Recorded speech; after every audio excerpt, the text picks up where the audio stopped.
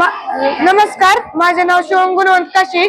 मी इयत्ता 6वी मध्ये माझ्या शाळेचे नाव पिंपरी प्रशाला पिंपरी 6 आहे आणि मी ऑर्गॅनिक फार्म आणि चंद्रयान 3 बनवलेले आहे.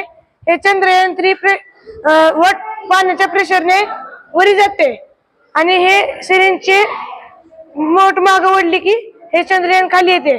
आता आपण फार्मिंग बघूया.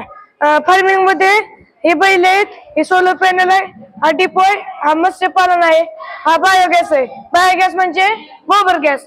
गोबर गॅस पासून आपण बायोगॅस मधनं जनरेटर चालू करू शकतो. म्हणजे जरी लाईट गेली तर आपण हे करू शकतो, लाईट एका तरी बल्ब चालू ठेवू शकतो.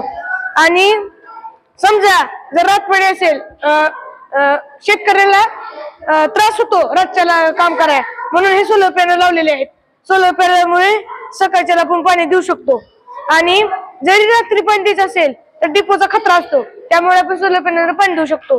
आणि हे सर्व मीच बनवलेले. आणि हे डिकम्पोजर म्हणजे जीवामृत. ह्याच्यात आपण ह्याचे डिकम्पोजर टाकायचे आणि त्याच्यात हे 7 दिवस हलवायचे. 7 दिवस हलवून ह्याच्या शेतीमध्ये टाकायचे, म्हणून यामुळे शेतीची सुपीकता होते व त्याचे त्याला तत्वे मिळतात.